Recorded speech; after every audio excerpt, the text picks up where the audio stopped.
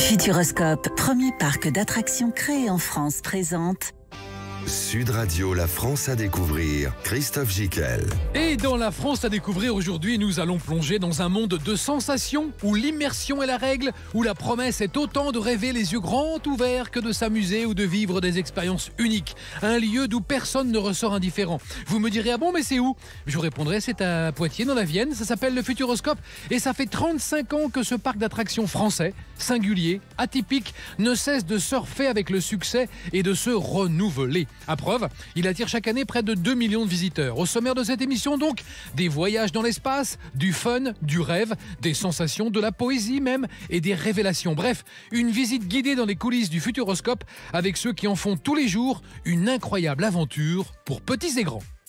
Sud Radio, la France à découvrir, Christophe Gickel. Et dans la France à découvrir, ce soir, nous sommes à 340 km de Paris, au sud de Poitiers, un parc de loisirs français à thème technologique, scientifique, d'anticipation, ludique, dont les attractions mélangent approche sensorielle, projection d'images pour la plupart. Il est situé dans le département de la Vienne, sur les communes de Chasseneul du Poitou et Jaunet-Marigny, à 10 km au nord de Poitiers, accessible par l'autoroute A10, gare TGV ou TER. Ça, c'est pour les infos géographiques. Il est ouvert depuis le 31 mai 87. Il a donc 35 ans. Il est sur 53 hectares, 40 attractions et 20 grosses attractions. C'est avec notamment le Futuropolis qui est plus dédié aux enfants. Et nous accueillons Rodolphe Bouin, directeur général du Futuroscope dans cette émission. Nous laisserons la parole aussi à Elfriede Poublan, qui est un fan de la première heure, qui y va tous les 15 jours depuis 20 ans. Rémi Caudron, c'est un chef de projet de la nouvelle attraction qui va faire du bruit, chasseur de tornades. Et puis avec Isabelle Barrault, conseillère départementale, présidente de l'agence touristique de la Vienne, nous parlerons un petit peu de la région Poitou-Charentes, qui a énormément de charme. Mais pour l'heure, Rodolphe Bouin, bonjour. Bonjour. Bon, j'ai bien tout dit. Vous avez bien tout dit. Effectivement, 340 km de Paris, relié par une gare TGV. C'est le principal, c'est l'important. Alors, vous, Rodolphe, vous avez 21 ans de maison. Vous êtes rentré au Futuroscope après un stage de fin d'études, IAE à Poitiers. Et puis, vous avez exercé 8 métiers différents. Et aujourd'hui, vous en êtes le directeur général. Quel parcours! Vous l'aimez, ce Futuroscope? Oui, exactement. C'est une deuxième famille, parfois une première famille d'ailleurs, parce qu'il y a beaucoup d'enthousiasme dans cette maison-là. C'est une aventure humaine depuis le début et j'ai eu la chance d'y participer donc depuis 21 ans. Le Futuroscope et l'entreprise permet ce type de parcours-là. On est nombreux dans le comité de direction à être issus de la base, ce qui fait qu'on cultive les valeurs. Après, il faut évidemment faire attention à faire rentrer des idées nouvelles. Mais oui, c'est un parcours qui est atypique. Ah mais carrément. Combien d'employés au Futuroscope aujourd'hui? Alors, 380 permanents il y a encore 15 jours. Ouais. Malgré la crise qui a été très compliquée, qui nous a impacté, nous avons fait 71 CDI complémentaires il y a une quinzaine de jours. On est très fiers de ça. Donc 450 permanents. Et puis ensuite, au fur et à mesure des périodes de vacances, on a recours à des emplois saisonniers, 300 de plus en février, qui nous accompagnent jusqu'à fin août, 300 de plus d'avril à août, et enfin 300 autres complémentaires de juillet à août, qui fait qu'on est à peu près 1300 au plus fort de la saison au mois d'août. Alors pour celles et ceux qui veulent nous rejoindre ou qui viennent de nous rejoindre et qui veulent aller au Futuroscope, les passes vaccinales, les mesures sanitaires, on en est où? Alors ça change un petit peu tous les jours, ça fait 2 ans qu'on fait et qu'on défait. Protocole sanitaire version 34 actuellement. Oui. C'est assez simple. Passe vaccinale à cette heure-ci, à l'heure où on se parle, pour les personnes qui ont plus de 16 ans. Passe sanitaire entre 12 et 16 ans, donc un test PCR suffit.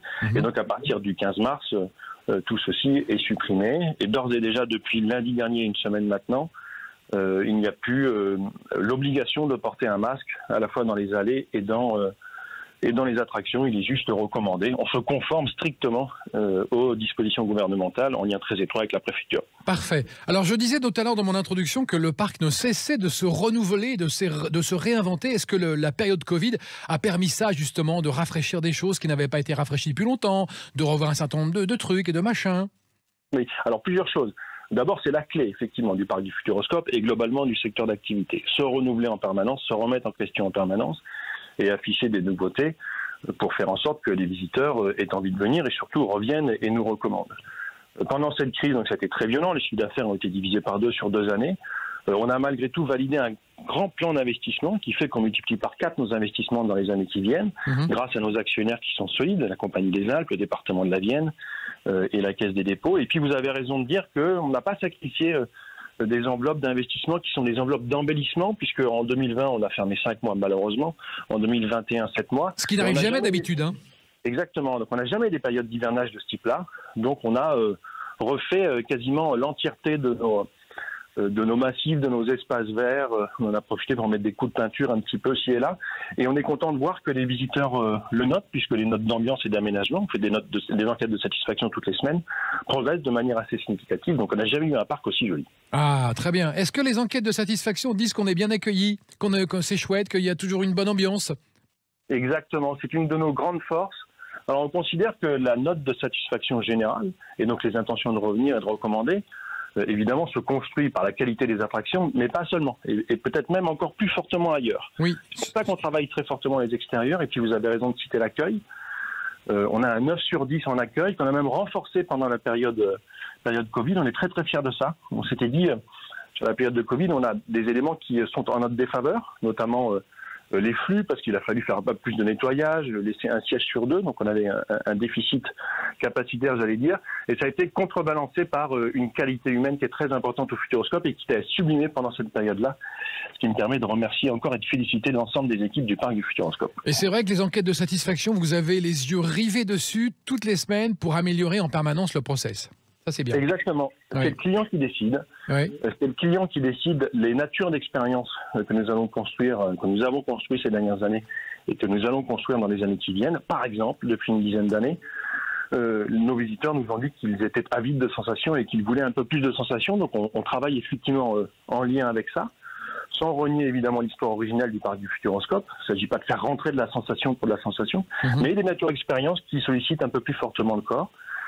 Avec notre univers parc du Futuroscope. Donc oui, c'est le client qui décide, et c'est le client qui aiguille à la fois les natures d'expérience et puis j'allais dire l'alchimie entre les investissements qu'on peut mettre dans les attractions et ailleurs. Peut-on dire que le parc, depuis 35 ans, depuis le début, a changé? Est-il devenu plus technologique? Est-il devenu plus ou moins ludique, moins pédagogique, plus fun? Comment on peut en parler aujourd'hui du parc d'attractions Futuroscope? Oui, il a évolué au fur et à mesure des différentes périodes qu'il a connues. Mais sans, encore une fois, jamais renier l'idée originelle. Et encore une fois, c'est le visiteur qui décide. Dans les 10 premières années, le parc du Futuroscope a eu une expansion extraordinaire qu'aucune étude de marché ne prévoyait, basée sur effectivement à la fois du ludique et du pédagogique. Et énormément de technologies que le parc du Futuroscope affichait, avec des procédés uniques en Europe, parfois uniques au monde.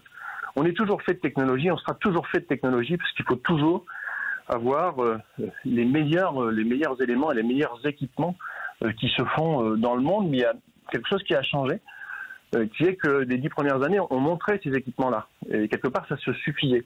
On était les seuls à avoir de la 3D, seuls à avoir des écrans hémisphériques, des immenses écrans, des écrans dômes. Maintenant, on la cache un petit peu, et cette technologie-là, elle est au service d'une histoire immersive. La technologie, elle seule, ne suffit plus. Donc nous sommes des assembleurs, qui assemblent de la matière première de la technologie et des histoires qui emmènent les visiteurs et qui suscitent leur curiosité. Et est-ce que vous pouvez nous décrire aujourd'hui l'attraction reine du Futuroscope? Qu'est-ce qu'on y voit? Qu'est-ce qu'on y fait? Quelles sensations on éprouve? Alors ça dépend des goûts. Ah oui, c'est ça. Mais on a effectivement un top 5 qui se détache et qui montre d'ailleurs la diversité de ce que le parc du Futuroscope propose à ses visiteurs. On a nos 2 attractions préférées par nos visiteurs, qui sont 2 de nos dernières livraisons, une en 2018 et une en 2020.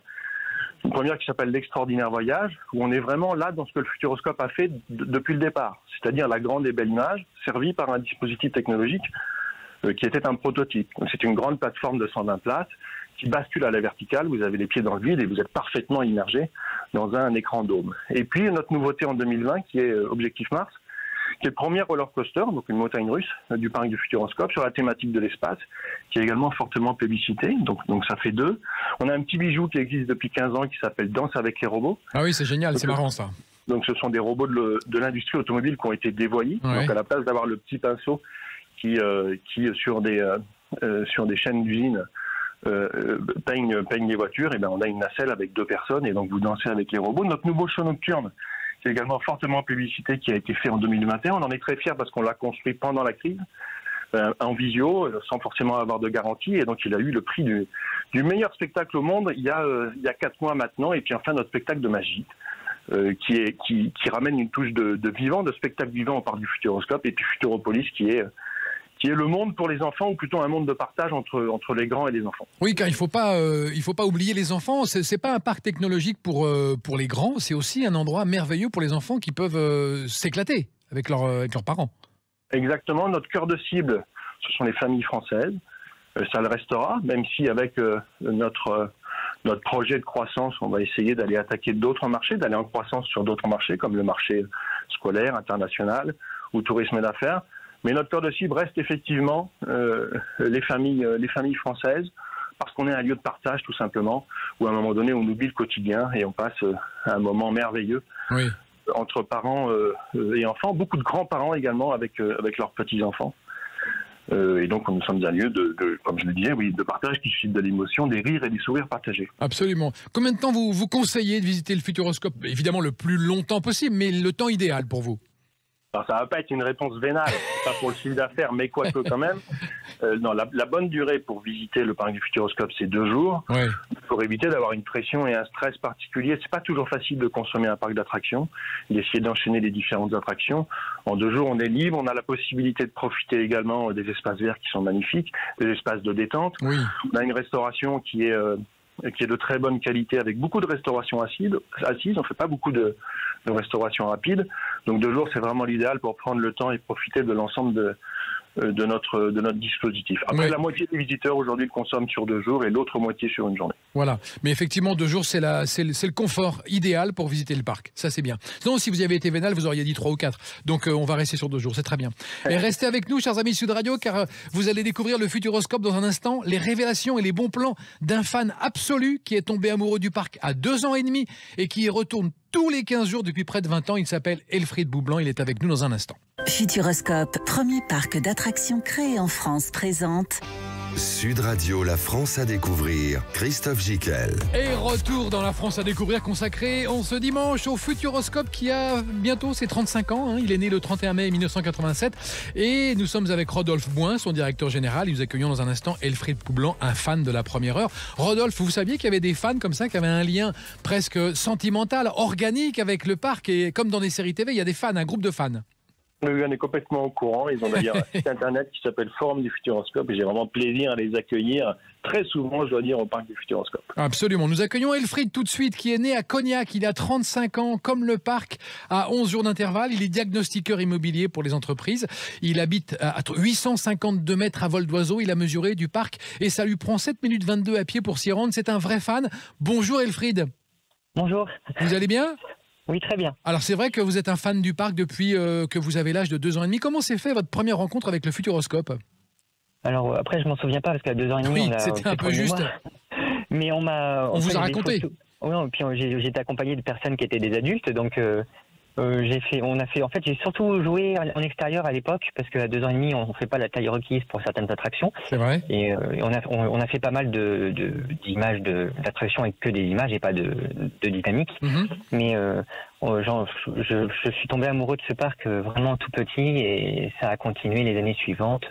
J'y suis allé à peu près 1 fois par an jusqu'à l'âge de 20 ans. Ouais.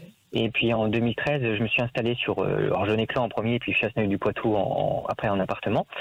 Et donc depuis 2013, j'ai mon pass annuel et je viens 2 à 3 fois par mois sur le parc pour me détendre. Voilà. Est-ce que vous vous souvenez de cette première activité qui était le tapis magique ? Oui, tout à fait. Ça n'existe plus ça, Rodolphe Bouin, le tapis magique ? Non, on a effectivement fait l'extraordinaire voyage que j'évoquais tout à l'heure, qui est l'attraction préférée de nos visiteurs. Parce qu'il faut se recoupler. Pour vous, Elfriede, est-ce que le parc a suivi une évolution ? Vous avez suivi son évolution. Qu'est-ce qui, à un moment donné, est-ce que ça a basculé ? Est-ce qu'on est passé à autre chose ? Avec Danse avec les robots, notamment, je crois que c'est ça qui a marqué le changement ? Oui, tout à fait. En fait, à l'époque, c'était le parc de l'image. Un peu de dynamique quand même pour donner un peu de nouveauté, et surtout l'image, les grands formats comme le Kinémax, etc. Mm-hmm. Et en fait, il y a eu pour moi, c'est vraiment Danse avec les robots qui a donné le point de départ de ce nouveau Futuroscope qui est le parc de l'émotion, le parc du vivant, et vraiment on peut vivre des émotions qui nous sortent de notre quotidien. Et pour moi, c'est du vraiment, comme vous disiez tout à l'heure, c'est du sentimental. Et ça permet de se vider la tête et de vivre autre chose que notre quotidien habituel. Oui, la vraie première raison pour laquelle vous allez au parc, vous, c'est pour vous vider la tête. Parce que vous rentrez dans un univers différent qui vous déconnecte un petit peu et ça vous détend. Oui, c'est la magie, le rêve comme l'extraordinaire voyage qui reste mon attraction préférée, même si Objectif Mars est plus physique, on va dire. Mais pour moi, c'est vraiment la magie, la découverte, l'inspiration, voilà, l'imaginaire qui fait que le Futuroscope, pour moi, est vraiment un parc hors du commun. Oui, mais je veux bien vous croire, Elfriede, mais en 20 ans, vous avez tout vu, tout essayé, toutes les sensations. On se lasse pas, non, au bout de 20 ans, en y allant tous les 15 jours? Quand on est fan, quand on aime, on ne compte pas. Oui, c'est ça, tout à fait. Et puis on cherche toujours les petites améliorations, les panneaux, les bancs qui rajoutent, des peintures refaites, des attractions. Ils rajoutent des petites choses au niveau de la vigne dynamique. Ils ont refait l'entrée de la vigne dynamique au niveau du petit où on passe sous l'eau. Ouais. Et ça, ils ont rajouté il n'y a pas très longtemps. Donc, vous notez des petits détails comme ça en disant ça c'est pas mal. On fait des photos, on fait des petites vidéos qu'on met sur le forum et puis on peut publier ça sur Twitter, sur Instagram, etc. Mais les petites choses qui font que le Futuroscope se renouvelle en permanence tous les mois, tous les ans, avec des grosses attractions tous les 2 ans. Mais franchement, il y a des choses qui se font discrètement. Voilà, et même des panneaux d'affichage qui sont rotatifs sur leur point d'ancrage et qui indiquent que telle attraction va commencer dans tant de minutes. Ou l'attraction. Ça, ce sont des nouveautés, des petites améliorations qui font que les choses se passent bien dans le parc, etc. Et quand il y a des petits trucs qui vont pas ou qui vous agacent, est-ce que vous en faites part aux gens du parc? Vous leur dites, tiens, en tant que fan, je tiens à vous dire que ça, c'est pas terrible. Ça n'arrive jamais. Non, il y a des choses, mais en fait, ils le savent aussi. Et puis, en fonction des budgets, parce que c'est quand même une chose... Bien sûr. Il y a de l'humain. Franchement, le parc a été récompensé il y a 1 ou 2 semaines. J'ai vu ça sur Internet, ça doit être la semaine dernière. Comme quoi, le parc a été récompensé pour avoir le meilleur climat humain en termes de personnel. Ils traitent leur personnel avec beaucoup d'égards. Et du coup, ça se ressent dans les contacts avec les clients, évidemment. Hein, bah oui, puis les gens ont le sourire quand on arrive, dans les boutiques, etc. Voilà. Et là, ils ont été récompensés pour ça. Et avant, c'était le show nocturne où ils ont eu une récompense aussi sur le show nocturne le plus créatif. Voilà. Est-ce que vous êtes d'accord avec Rodolphe Bouin qui disait tout à l'heure qu'on mange bien au parc? Ah oui. Dites-nous, racontez-nous alors. Où est-ce qu'on mange bien au parc? Où est-ce que ça se trouve? Alors, franchement, j'aime tous les restaurants. Il y en a certains qui sont un peu d'époque, mais ils vont être refaits prochainement. Ça, je le sais de source sûre, vu que je me renseigne partout. Mais j'en dirai pas plus. Mais oui, en fait, il y a aujourd'hui, depuis maintenant on va dire 4-5 ans, il y a des restaurants qui sont refaits régulièrement. Enfin, pas régulièrement. Mais il y a une mise à jour de certains restaurants qui sont un peu vieillots. Mais au niveau nourriture, ça a vraiment changé par rapport aux années 90. Où c'était genre 95, 96, 97, où c'était vraiment un peu cantine. Et moi, j'ai emmené des gens, depuis 2-3 ans, j'emmène des gens de ma famille qui sont pas venus depuis 10 ans, 20 ans. Et j'ai un beau-frère, il dit non, c'est hors de question, je veux pas manger au Futuroscope, j'ai emmené ce qu'il fallait. Et on est passé à côté d'un de mes restaurants, c'est la Cabane Perchée, c'est un de mes préférés. Et on est passé à côté et il a senti l'odeur, vous pouvez avoir du beefsteak, de la saucisse ou du poisson en papillote braisé sur des braises, cuits dans les braises. Et en fait, vous passez ça, on va à Lapin de Crétin, et quand on est ressorti des Lapins de Crétin, dit en fait j'irais bien à la Cabane Perchée. L'odeur se répand dans tout le parc. C'est assez local, c'est une quinzaine de mètres autour de la Cabane Perchée, mais c'est tellement délicieux. Il y a d'autres restaurants, le Quai Gourmand, l'Atelier des Saveurs. Là, il y a le nouveau restaurant qui a été remis à jour, c'est la crêpe volante, les Lapins Crétins, qui est thématisé et avec un bus qui est rentré dans le mur du bâtiment. Mais bon, c'est les Lapins Crétins qui conduisent, donc on sait très bien que c'est toujours un accident. Donc, il y en a vraiment pour tous les goûts. Il y a des plats végétariens, il y a des pâtes, il y a de la viande, il y a des desserts. L'Atelier des Saveurs, il y a des desserts un peu spatial, avec en forme de système solaire. Il y a vraiment, pour moi, l'Atelier des Saveurs, c'est plus cher. D'accord. Mais pour moi, il est comparable à ceux qui connaissent Poitiers, les Archives. Le restaurant Les Archives. C'est un restaurant gastronomique presque. Hein. Oui, tout à fait. Et pour moi, c'est l'Atelier des Saveurs. C'est un peu comme le Cristal avant, il y a longtemps. Mais pour moi, j'ai pris le même plat aux Archives qu'à l'Atelier des Saveurs. Bravo. Rodolphe Bouin, vous confirmez qu'on a apporté un soin particulier à la nourriture au parc du Futuroscope? Bon, d'abord, je remercie Elfried, parce que j'ai pas besoin de faire de publicité. Non, mais là, on boit du petit lait, hein, c'est carrément ça. Hein. On fait ça pour moi. Oui, c'est dans notre programme d'investissement depuis 5 ans maintenant. On refait un restaurant tous les ans. Toujours dans cette stratégie qui consiste à dire, c'est d'abord les attractions, d'accord, mais pas que les attractions. Donc, on a des grosses lignes d'investissement pour les zones, les aménagements extérieurs et également la restauration qui fait partie intégrante du parcours de visite parce qu'on assoit les gens, on les fait manger, il reste 1 heure. Donc il faut évidemment que cette heure se passe la mieux possible. Et donc il est effectivement bien informé. Le dernier restaurant que nous avons à faire s'appelle Studio Grill. Ce sera fait cet été. D'accord. Elfried, quand vous allez au parc, est-ce que vous y allez pour faire autre chose que des attractions? Est-ce que vous allez faire la sieste, vous reposer, vous détendre? Ça c'est assez atypique comme fréquentation. En fait, oui. Pour moi, en fait, comme je vous disais au début, c'est pour me détendre. Donc, par exemple, un dimanche à 14h où j'ai viens juste de manger à 13h30, je me dis, il fait beau, j'irai faire une sieste, je vais au Futuroscope, je vais me balader, je trouve un petit coin, je prends un... Le Futuroscope a mis à disposition sur ses espaces verts, et il n'y a pas beaucoup de parcs qui donnent leur espace vert en libre utilisation. Vous allez à Disney aussi, vous ne pouvez pas poser un pied sur les espaces verts. C'est vrai. Là, le Futuroscope a mis à disposition 200 ou 300 Fat Boys, ce sont des gros poufs remplis de petites billes de polystyrène. Et en fait, vous pouvez prendre votre Fat Boy et puis aller à l'ombre d'un arbre. Et en fait, moi, une fois, j'ai fait 3 heures, presque 3h30 de sieste. Je me suis réveillé à 17h30. Non, mais le Futuroscope, c'est chez vous, c'est la maison, c'est la famille, en fait. Vous avez un lien très fort avec cet endroit. Alors, je vais vous dire un truc qui va peut-être pas plaire. Pour moi, le Futuroscope, c'est mon jardin. Ah ouais, d'accord. Non, je pense que Rodolphe va être content. Hein. Et à votre avis, combien de temps il faut consacrer au parc? 2 jours aussi, vous dites, en tant que fan, vous? Alors, en fait, en période hivernale, vu qu'il y a beaucoup d'attractions, beaucoup d'activités pour enfants Futuropolis, beaucoup de choses sont en hivernage, donc on ne peut pas les utiliser. Ça peut se faire une journée en hiver, en jour de basse fréquence ou moyenne fréquence. Mais à partir du mois de mai jusqu'à la mi-septembre, il y a une telle fréquentation, entre, on va dire 12 000 faciles par jour. Et en fait, si vous avez des enfants et qui veulent faire les attractions extérieures, il faut consacrer au moins une demi-journée entre Astra Fun Experience et tout le monde de Futuropolis, où il y a facilement une bonne vingtaine de jeux, aussi bien pour les tout petits que pour les 10, 12 ans, 14 ans. Même pour les adultes, hein.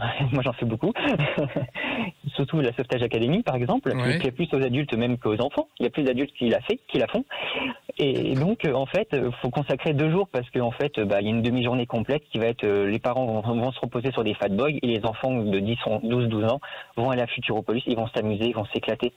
D'accord. Et la Sauvetage Academy en 2 mots c'est quoi? C'est une plateforme rotative et en fait il y a des bateaux qui sont au bout de mâts en métal. Et en fait vous pouvez faire des drifts sur l'eau. D'accord. En fait, vous écartez de la base et en fait quand vous prenez de la distance avec le bras, quand vous tournez le volant, vous écartez en fait et vous prenez de l'accélération et en fait ça vous éclate et vous pouvez éclabousser les gens qui sont derrière vous, ce qui arrive très souvent avec moi si vous le faites un jour avec moi. D'accord, je vais pas manquer de le faire avec vous alors. Et vos 2 autres attractions à ne pas manquer que vous conseillez à nos auditeurs de Sud Radio sur les conseils d'Elfried? C'est pour moi. C'est pour vous. Oui, c'est pour vous, Elfried. C'est l'extraordinaire voyage et Objectif Mars. D'accord, ça c'est les 2 trucs à ne pas manquer. Pourquoi? Et pourquoi? En fait, quand vous faites l'Objectif Mars, franchement, vous élevez du sol et franchement, c'est une sensation que c'est presque indescriptible et c'est vraiment là franchement c'est de l'émotionnel et c'est incroyable. Et Objectif Mars c'est un peu plus sensationnel, c'est un family coaster et vous avez aussi c'est un peu plus fort, mais même dès 5 ans vous pouvez le faire et franchement c'est pareil. C'est pas dur comme attraction, c'est juste du ressenti et de l'émotion parce qu'en fait vous élevez. Vous sentez des choses, vous tombez dans le vide aussi dans une des 2, mais franchement c'est indescriptible. D'accord. Vous êtes d'accord Rodolphe que le Futuroscope c'est aussi de l'attraction soft, c'est l'attraction douce? Oui, j'ai dit tout à l'heure qu'on avait introduit de la sensation parce que les visiteurs nous demandaient de la sensation. C'est ça. Mais le Futuroscope n'aura jamais vocation à jouer dans la cour de ceux qui veulent avoir le roller coaster le plus rapide, le plus haut, avec le plus de looping, etc. C'est pas ça le sujet. Le sujet, c'est de réinjecter plus fortement un chromosome de sensation sans se banaliser et sans banaliser la marque. Donc oui, Elfried appelle ça un family coaster, c'est comme ça que ça s'appelle effectivement. De la sensation, oui, mais de la sensation qui peut se partager en famille à partir de 5 ans. D'accord. Merci Alfred Poublan pour votre témoignage et on vous retrouve bien sûr sur le forum du Futuroscope si on veut vous croiser, vous poser des questions. Pas de souci. Merci, on se retrouve dans un instant. Restez avec nous, Rodolphe et chers amis de Sud Radio, car nous allons accueillir sur l'antenne Rémi Caudron, qui est un chef de projet au Futuroscope, qui dévoilera en avant-première pour vous Chasseurs de Tornades, la nouvelle attraction du parc qui ouvrira très prochainement. Futuroscope, premier parc d'attractions créé en France, présente Sud Radio, la France à découvrir, Christophe Gickel. Et dans la France à découvrir ce soir, nous sommes avec Rodolphe Bouin, directeur général du Futuroscope, et nous parlons évidemment, nous évoquons cet incroyable endroit au sud de Poitiers, dans la Vienne, et nous accueillons dans un instant Rémi Caudron, chef de projet, la nouvelle attraction Chasseurs de Tornades. Alors, Rodolphe, on parlait des investissements tout à l'heure, quels sont les prochains grands rendez-vous pour le Futuroscope ? Alors, c'est embarqué dans un grand projet de 304 millions d'euros d'investissement. Énorme. Une progression très significative. Les 10 dernières années, nous avions injecté 100 millions. Là, on en injecte 300 millions avec une accélération très forte sur les 5 premières années. Donc, on multiplie par 4 pour faire 2 choses. D'abord, pour réinstaller de très grosses attractions à l'intérieur des frontières actuelles du parc du Futuroscope. Et donc, c'est 4 grosses attractions de 20 millions d'euros, alors que d'habitude, c'était plutôt 10, dont Chasseurs de Tornades, effectivement, qui va ouvrir dans 2 mois maintenant. Et puis ensuite, une extension sur les parkings avec 2 hôtels thématisés, un second parc qui sera un parc sur la thématique de l'eau dès 2024, et une grande salle de spectacle qui est une arena qui va être livrée dans 1 mois maintenant, de 6000 places, qui est portée par le département de la Vienne. Tout ceci ayant pour objectif d'envoyer un signal très fort à la clientèle qui consiste à la stratégie, c'est faire venir de plus loin, faire rester plus longtemps et avoir une densité d'expérience qui fait qu'on envoie ce signal-là qui dit rester longtemps parce qu'il y a non seulement un parc qui a été rénové, mais une addition d'activités complémentaires qui fait qu'on a suffisamment d'éléments pour rester 2 jours, demain 3 jours. D'accord, donc en ce moment, si on va au Futuroscope, il y a une partie du Futuroscope qui est en chantier alors ? Exactement, et ça ne va pas s'arrêter. D'accord. Quand vous parlez d'une arena, c'est une salle de concert classique ?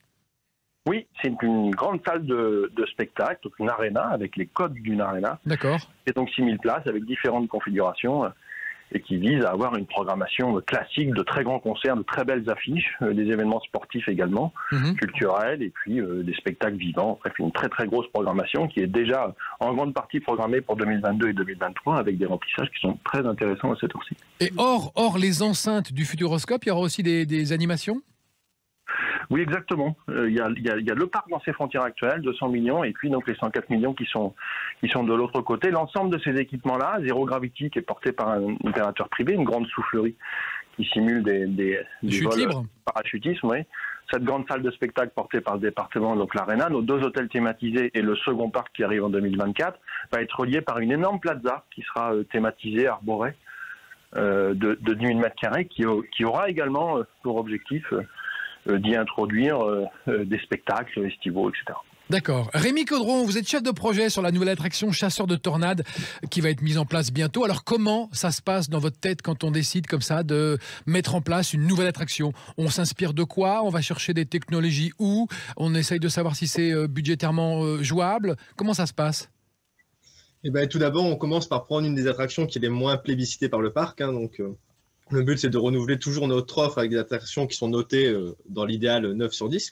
Donc, on part d'un pavillon du parc, une attraction qui est un peu déceptive, on va dire. Ouais, ou qui a un peu vécu, quoi.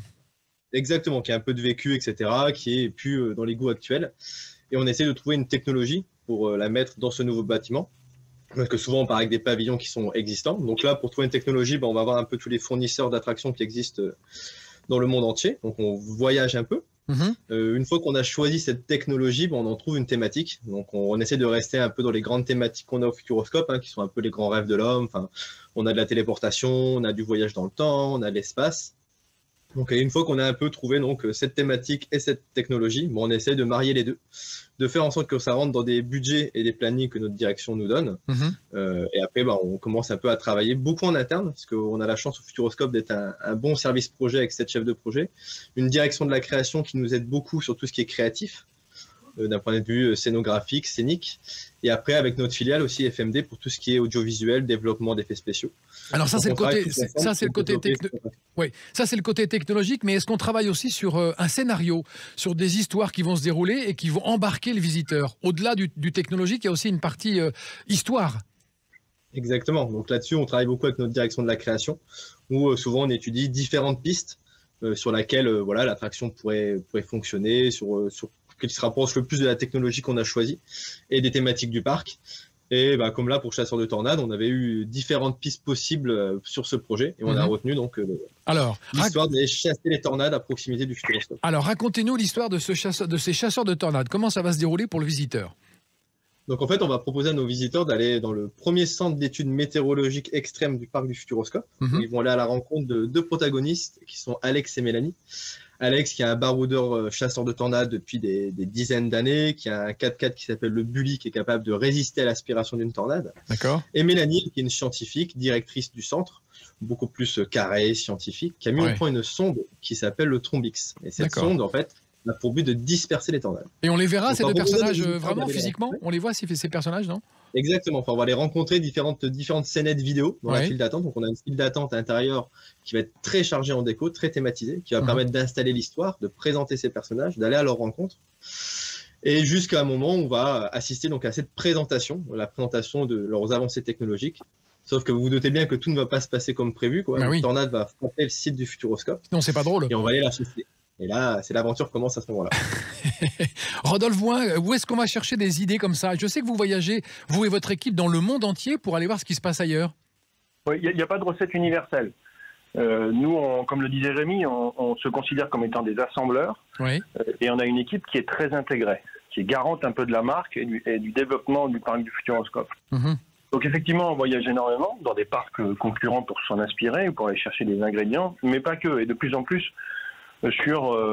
dans d'autres endroits. Par exemple, l'exposition universelle de Dubaï actuellement est très inspirante pour nous. Par exemple, des showrooms de grandes marques en Asie. Et donc, on va récupérer de la technologie qui nous semble être intéressante et éligible à la marque du Futuroscope. Comme le disait Rémi, ensuite, on a des équipes créatives qui réfléchissent à des thématiques, à des sujets qui nous semblent être intéressants. Et puis ensuite, on se met autour de la table avec des ingénieurs, avec des créatifs, avec les gens qui vont exploiter et faire la maintenance ensuite, pour voir ce qu'il est possible de faire. Ça chemine. Il y a 3-4 idées sur 5 qui ne passent pas à la première étape, et puis ensuite petit à petit il y en a une qui émerge, et donc ensuite il faut 2 à 3 ans, donc c'est le travail des chefs de projet comme Rémi sur cette très grosse attraction, de travailler le projet, j'irai dès la phase d'idée jusqu'à la livraison au public. Est-ce qu'on va jusqu'à diffuser des odeurs par exemple dans les attractions?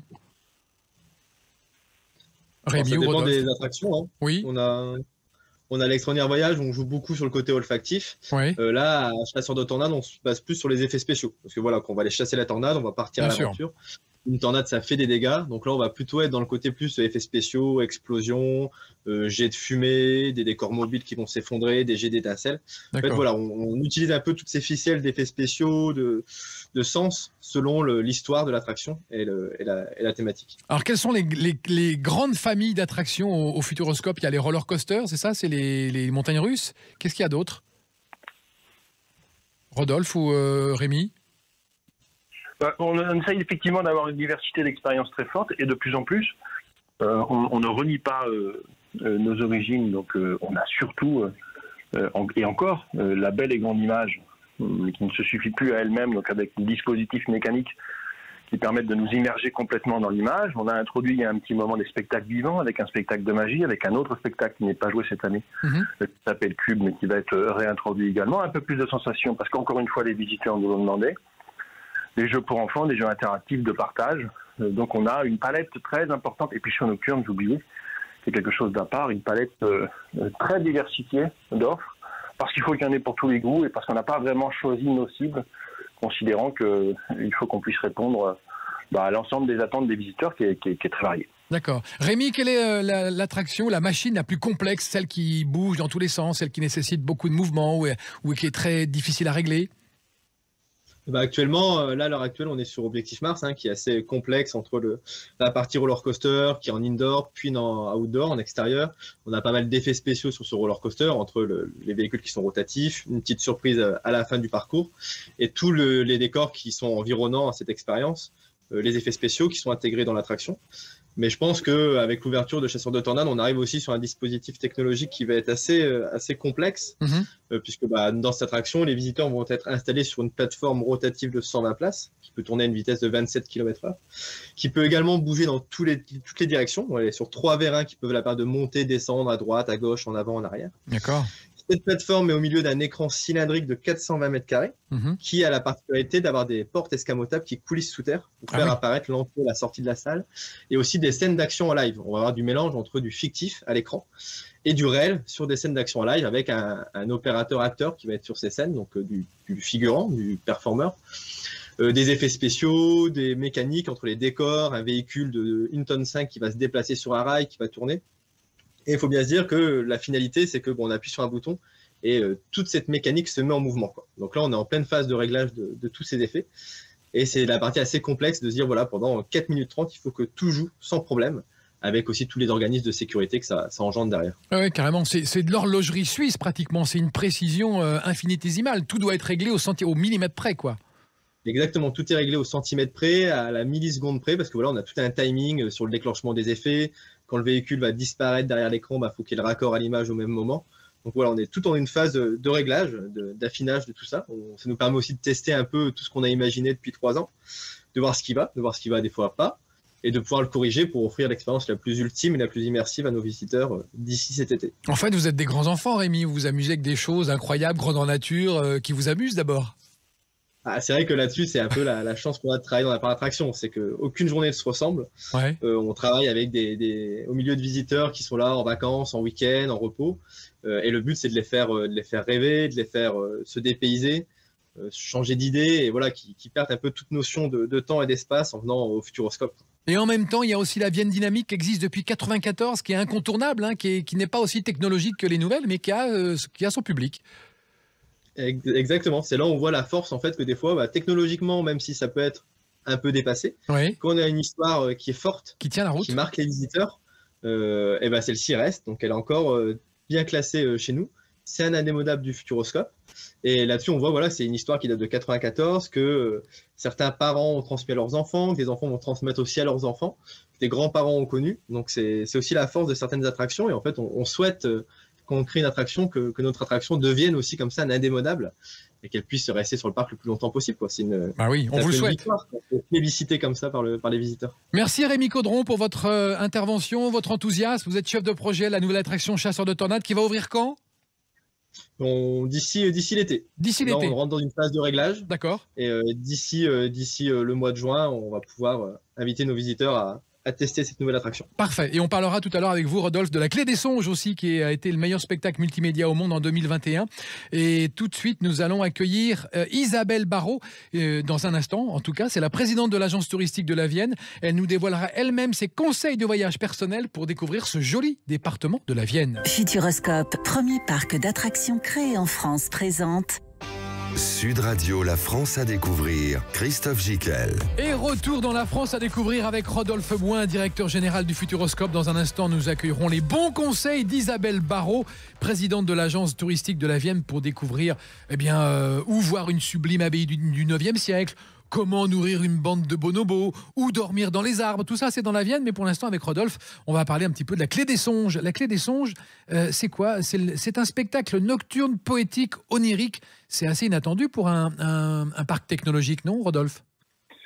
Inattendu, je ne sais pas. Ça fait très longtemps qu'on programme dorénavant, pour chacune de nos journées d'ouverture, une clôture par une féerie qui est un show nocturne qui dure 25 minutes. Qui a été refait d'ailleurs, qui a été refait pendant le Covid et qui a été livré donc il y a 1 an maintenant et qui a été élu et primé à ce qu'on appelle les Oscars de la profession où il y a dorénavant 5-6 mois. Donc on est très fiers de ça et ça ponctue effectivement la journée de nos visiteurs. Un spectacle encore une fois féerique, fait de pyrotechnie, fait de laser, fait de grands écrans d'eau, parce qu'on a la chance de pouvoir maîtriser cette technologie-là. Donc on a des vidéoprojecteurs qui tapent sur des immenses écrans d'eau qui vous immergent complètement dans un théâtre de 6000 places. On va en entendre un petit extrait ? Caché dans l'ombre, poilu et noir, je joue dans l'obscurité, j'aime vous faire flipper. Je vole les rêves, je rentre vos nuits, avec moi pas de trêve et un sommeil pourri. Vérifie. Alors là, on y est complètement dans la Clé des Songes, hein ? Complètement, c'est le royaume des rêves aux côtés du légendaire marchand de sable et celui que vous avez entendu, s'appelle Gros Cauchemar, qui est le méchant, mais je vous rassure, à la fin, ça se finit bien. Ah bah oui, comme toujours au Futuroscope. Rodolphe, vos 3 attractions fétiches préférées à ne pas manquer pour vous, qui êtes le directeur du Futuroscope et qui les faites pratiquement tous les jours, hein ? Oui. Je dirais Danse avec les robots parce que ça a amorcé un virage, comme on l'a vu tout à l'heure, un peu stratégique. Et puis, c'est une grande idée qui est de dévoyer une technologie qui est dans une autre industrie, l'industrie automobile. Donc, c'est des idées qu'on n'a pas souvent et qui, encore une fois, a amorcé un virage très important. Je mettrais la Vienne dynamique, non pas parce que Isabelle Barrault est connectée avec nous du département, parce qu'on fait un voyage dans le département, mais parce que c'est une icône qu'on n'a pas envie de changer depuis 25 ans, parce que c'est un petit bijou de technologie, et puis l'image est complètement raccord avec la technologie, et évidemment, on la garde. Et puis je mettrais l'extraordinaire voyage, et en fait... une technologie qui permet de nous immerger dans la belle et grande image. Le parc du Futuroscope a été fait de ça. Donc là, on le réinvente avec la technologie actuelle, ce qui nous permet de ne pas complètement dévoyer la marque et pas complètement dévoyer le développement du parc du Futuroscope, même si on a changé un certain nombre de choses. Parfait. Isabelle Barrault, est-ce qu'on peut considérer que le Futuroscope, ça peut être un point de départ pour découvrir la Vienne? Oui. Oui. Merci Isabelle. Bonjour Christophe. Bonjour, vous êtes avec nous, vous êtes en direct. Vous êtes présidente de l'agence touristique de la Vienne et c'est à ce titre que vous intervenez pour nous parler, vous, de la Vienne, du département, de ce merveilleux endroit et nous donner quelques conseils de visite. Alors, en tous les cas, effectivement, la Vienne, elle est clairement une destination pour les familles parce qu'autour du Futuroscope, de nombreux sites se sont installés pour présenter des offres où les familles sont vraiment très bien reçues. Avec, bien évidemment, j'ai plein d'idées. Bah, mais... J'imagine. Alors déjà, on va commencer par où est-ce qu'on peut nourrir une bande de bonobos? Alors, à la Vallée des Singes, bien sûr. Bah, bien sûr. C'est vrai que c'est un site vraiment agréable où on peut évoluer sur 22 hectares avec des singes. Alors rappelons que c'est à Romagné. Romagne, on dit Romagné.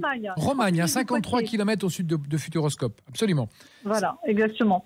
Donc l'intérêt, c'est vraiment de pouvoir évoluer avec les singes. Il n'y a pas de cage. Ils sont en pleine liberté. Bon, je vous rassure. Bien sûr, en toute sécurité. Les gorilles sont bien sur une île, il n'y a pas de problème. Mais on peut voir le singe laineux et l'attelle à face rouge, qui est quand même mon singe préféré. Ah bon, écoutez, très bien. Si vous avez trouvé votre singe préféré, tant mieux. Mais en tous les cas, c'est vraiment une belle expérience pour les familles. Et en plus, on peut être là-bas, si on est bien organisé, on peut être animalier d'un jour. C'est vraiment une expérience originale qui permet d'être dans la peau d'un soigneur animalier. D'accord. À 30 km au sud de Poitiers aussi, non loin de Romagne, sur la petite commune de Magné, on peut loger dans les arbres au parc de la Belle. Alors moi, je crois me souvenir qu'il y a passé il y a très longtemps. C'est un parc de 12 hectares magnifique avec une maison de maître du 19e. Exact. Rien que pour ça, ça vaut le déplacement. Mais on y dort dans les cabanes. Oui, alors on peut dormir dans les cabanes au parc de la Belle, mais en même temps, c'est un parc où il y a énormément d'espèces végétales. Du coup, le parc est juste magnifique. C'est de l'hébergement insolite, parce qu'on a pas mal d'hébergements insolites dans la Vienne. Oui, c'est vrai. On a celui-ci.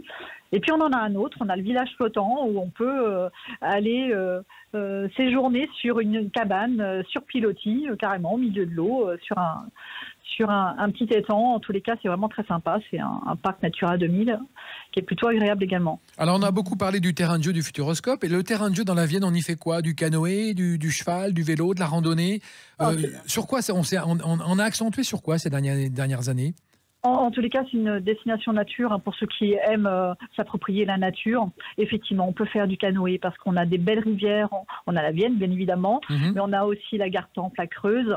On a des coteaux viticoles qui sont vraiment très intéressants, très, très jolis à voir. On a des perspectives et des paysages qui sont variés et préservés. Donc, c'est vraiment intéressant. Et je ne sais pas si vous connaissez le parcours Terra Aventura développé dans la Nouvelle-Aquitaine. J'en ai entendu parler, je n'y suis jamais allé encore, mais je vais y aller. Donc du coup, ce sont des chasses au trésor touristiques avec une application de géocaching. Et donc du coup, dans la Vienne, on a 34 parcours Terra Aventura. Ça permet effectivement d'aller chercher des caches. Du coup, en famille, c'est plutôt intéressant aussi de pouvoir y aller. Mais absolument. La Gamer Assembly, c'est début avril. C'est un grand rendez-vous aussi, c'est ça pour vous? Oui. Alors la Gamer Assembly, c'est un énorme rendez-vous à Poitiers, début avril. C'est pour des e-gamers. Donc clairement, c'est un espace où les joueurs, bien sûr, se challengent entre eux. c'est de renommée internationale et on a une grosse gamer assemblée qui arrive là bientôt. À noter que dans la Vienne, il existe aussi une classification, le trophée Expérience Famille, décerné pour 2 ans. 12 sites sont concernés, ça veut dire quoi? Expérience Famille, c'est un dispositif qui identifie clairement l'offre qui est destinée aux familles, mais pour en même temps leur proposer une expérience un peu waouh. L'idée, c'est que toute la famille partage un événement, un fait marquant, un souvenir, un moment qui restera inoubliable dans leur tête. En tous les cas, ce qui est important pour nous, c'est quand ils sont labellisés, c'est qu'il y a forcément du partage, il y a forcément d'émotions qui va arriver, et ça tous ensemble. Donc, depuis 2021, donc c'est la deuxième année, on a 29 lauréats. Et effectivement, cette année, il y a 12 nouveaux qui sont arrivés. Très bien. Rodolphe Bouin, directeur général du Futuroscope. Quand vous sortez un peu la tête du Futuroscope, vous allez où en Vienne? On ne sort pas du parc du Futuroscope. Avec tous les projets qu'on a ici, on dort au parc du Futuroscope. Ah, on va venir vous délivrer quand même. Non, c'est pas vrai. Il y a effectivement énormément de choses à faire. Avec des activités qui sont très complémentaires, destination nature évidemment, et puis énormément d'offres touristiques diverses et variées, qui fait que c'est vraiment un département qui gagne à être connu en dehors du parc du Futuroscope. Oui, et votre coup de cœur à vous, ce serait quoi, que si vous y allez en famille, avec vos amis ou vos enfants, votre épouse, vous allez où un dimanche? J'aime beaucoup la vallée des singes, effectivement, parce que c'est quelque chose qui est vraiment très très très bien traité. Oui, c'est un parc animalier unique en France, hein. Oui, exactement, avec des animaux qui sont en liberté, très bien traités d'un point de vue propreté, et on y est très très bien accueillis. On retrouve d'ailleurs les valeurs humaines de ce département à taille humaine. Absolument. Rappelons que les Beaux-Bocages sont à l'ouest, il y a de belles vallées, des rivières au nord, très plat. On est non loin du Val-de-Loire, Val-de-Touraine. On est vraiment dans une belle campagne, hein. On est d'accord, Isabelle? C'est magnifique, c'est juste magnifique. Mais d'ailleurs, si j'y vais, je reste, je retourne pas, je reviens pas à Paris. C'est le risque que vous prenez quand même. Hein. Est-ce que vous pouvez nous parler aussi de cette belle abbaye du 9e siècle qui est vraiment sublime? Oui, c'est l'abbaye de Saint-Savin. Donc c'est vraiment une très très belle abbaye. Elle est classée, inscrite au patrimoine mondial de l'UNESCO. Et à ce propos, l'abbaye propose une visite particulière. C'est un escape game qui se fait le soir à la lueur des bougies, où on va pouvoir faire un larcin, et puis il va falloir s'évader de l'abbaye. Mais en tous les cas, ça permet de pouvoir présenter un magnifique patrimoine. Ah oui. Classé au patrimoine mondial de l'UNESCO, 9e siècle. C'était l'ordre de Saint-Benoît, et c'est au bord de la rivière Gartempe. Déjà, rien que le site, il est sublime. Oui, il y a un site sublime, un très bon restaurant juste à côté. Ah. Et en même temps, vous pouvez passer un bon moment, c'est clair. Et votre pépite à vous, dans la Vienne, c'est quoi, Isabelle? Alors moi, ma pépite, elle serait... Alors un site, c'est très difficile pour moi, forcément, parce qu'ils sont tous absolument géniaux. Moi, j'aurais tendance à vous inviter à visiter Chauvigny et sa cité médiévale. Ah oui. Parce que c'est une très jolie ville classée, un plus beau détour de France, donc c'est pas pour rien. Et en même temps, il y a un très beau marché le samedi matin, on peut faire du vélo-rail, c'est une sorte de wagonnet à pédales où on peut... Mais j'en rêve de faire du wagonnet à pédales. Eh ben voilà, je m'en doutais. Et en même temps, il y a une magnifique cité médiévale où il y a des artisans d'art, on peut manger dans des restos sympas juste aux portes du château. Enfin, c'est vraiment sympa. Il y a un beau spectacle de fauconnerie où les animaux volent en air libre. Là, c'est vraiment magnifique. Oui, il fait vraiment bon d'aller dans la Vienne, surtout au moment où les beaux jours arrivent, c'est-à-dire là, vers avril-mai. Rodolphe Bouin, vous êtes d'accord? Le Futuroscope, c'est maintenant qu'il faut le fréquenter, tout de suite, là?